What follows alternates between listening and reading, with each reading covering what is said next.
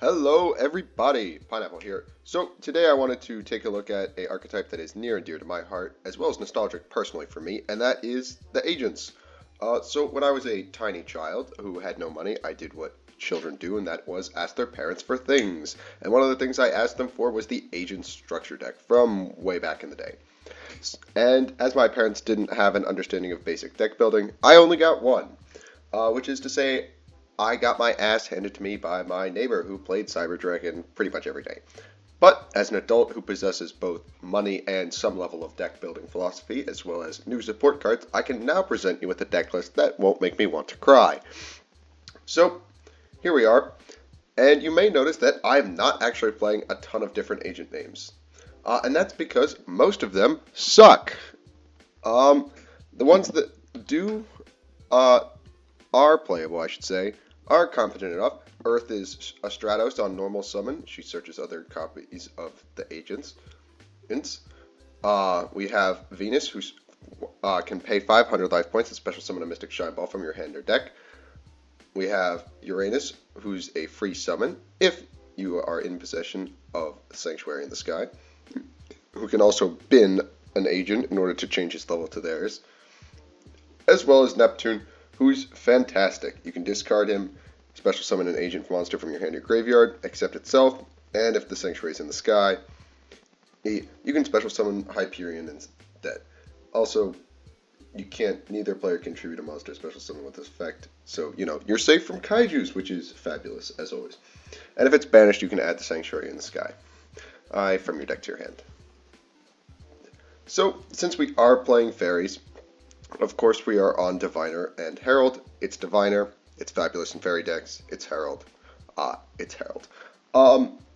Additionally, since we're on fairies, we do get to play Protecting Spirit Logath, who, when a fairy monster's effect is activated on the field, you get to special summon her, which makes her a free body.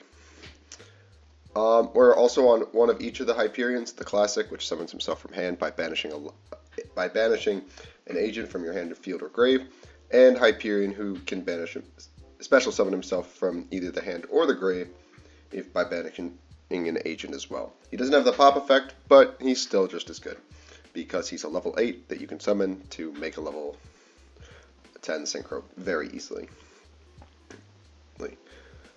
We are also on, of course, Small World. Since any fairy monster can be bridged with either Uranus or the new Venus in order to get to any other fairy monster. This is fabulous, so essentially you can search your entire deck with it. We are on the Chorus in the Sky, because occasionally you need to add things back from your graveyard as well as your banished zone, but you don't really want to draw it, you want to be searching it with Celestial Knight Lord Parshath. We are on the Sacred Waters in the Sky at 3, because it's Rhoda. That's really all you need to know, is that it's a Rhoda for cards that mention the agents. Notice, not that mention the agents, that mention the Sanctuary in the Sky. Note that does not include Venus, because I have no idea why. One Sanctuary in the Sky, you're searching it doesn't matter. But it does turn on a bunch of effects, so you need to play it. One Fallen Sanctuary, this is Imperm. Note that when you flip it up, you get to set either the Sanctuary in the Sky or a card that mentions it directly from your deck. It's Imperm, but you need to flip this up and draw, because it will initially activate and it will set the spell trap. So flip this up and draw. It doesn't have surprise factor, but it's still Imperm.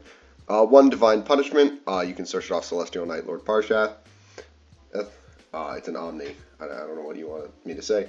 In the extra, we have Master Flare Hyperion, who can banish a card on the field in response to a card's effect or activation. One Ruddy Rose Dragon. One Barone. One Shengus. One Savage. The Executor of the Underworld Pluto. Herald of the Arclight. Avermax. Access. Apo. Celestial Knight Lord Parshath. This card is fantastic. You can discard a card, search a card that is either Sanctuary in the Sky or specifically listed in its text. Unicorn and IP, Protector of the Agent's Moon, who bins a agent or Hyperion on summon, and one Herald of Mirage Light. We're also on the Bestial package because it's the Bestial package. I don't think I really have to delve into details about why that's great. Unfortunately, to play this strategy, you do also have to play 3 Mystic Shine Balls, which are the literal definition of a brick. But it is what it is. So with that, let's hop into the games. So, our first match is up against Branded. Unfortunately, we've drawn Shine Ball, but we do have access to the Sacred Waters in the Sky. So we'll grab Earth, and Earth from here is going to grab us Neptune.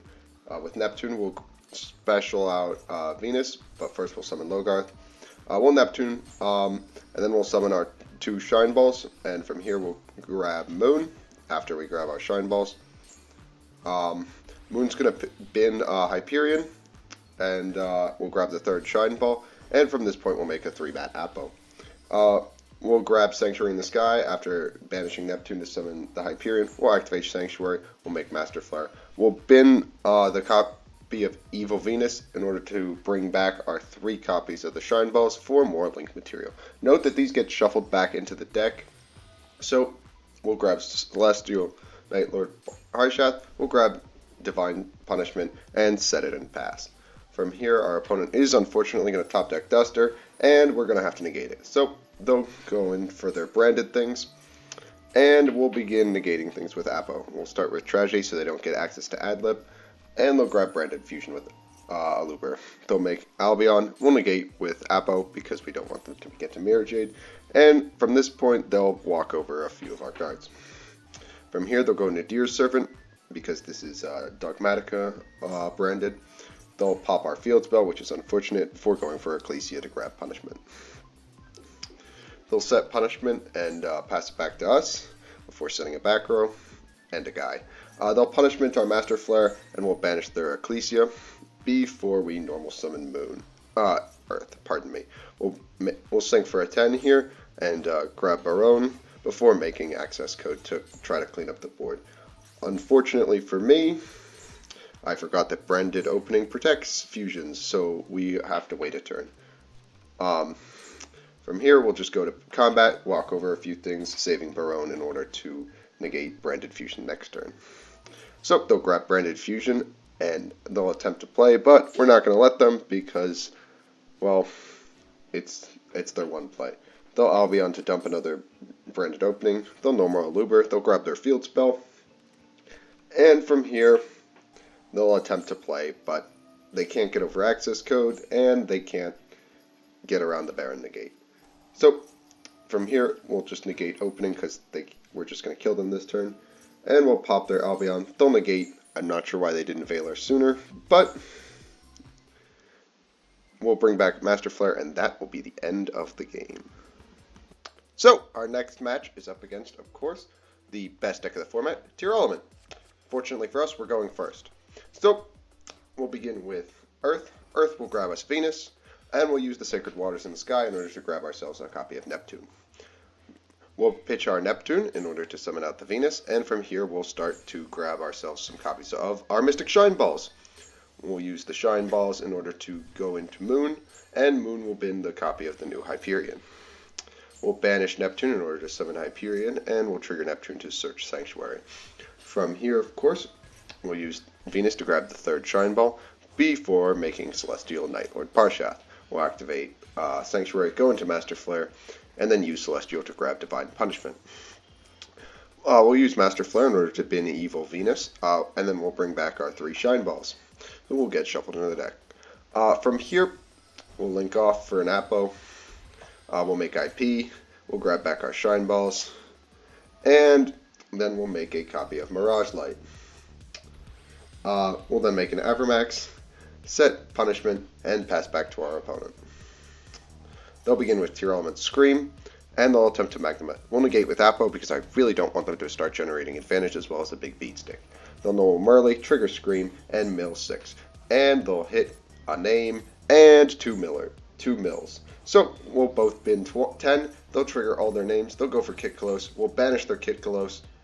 And that's going to be a bit of a rough time for them. They'll go into Lubellion. And we'll just Punishment the Lubellion. And they'll pass back to us.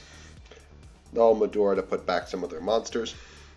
And from here, when they pass back, it'll be a hop, skip, and a jump to lethal. So we'll run out Hyperion, they'll mill 3, but we'll banish it and they will scoop it up. So those are some of the best replays I could farm with the agents. So my general thoughts are that it's nice to see a deck that stays true to itself and its identity, which is spam Mystic Shine Balls. Get to see a revamped version of the deck that is able to utilize generic Fairy Support in order to put up actually competent end boards. While it certainly lacks consistency due to being a 2-card combo, specifically requiring Neptune involved, that you can only play at most 9 copies of, making it somewhat difficult to find sometimes, as well as requiring Venus as well. The deck is a very fun casual deck. I would personally recommend it, mostly out of nostalgia. But that said, I hope you enjoyed. Don't forget to like and subscribe, and I should have more content coming out soon since I am on winter break. So I'll see you guys in the next one, which should be sooner than last time.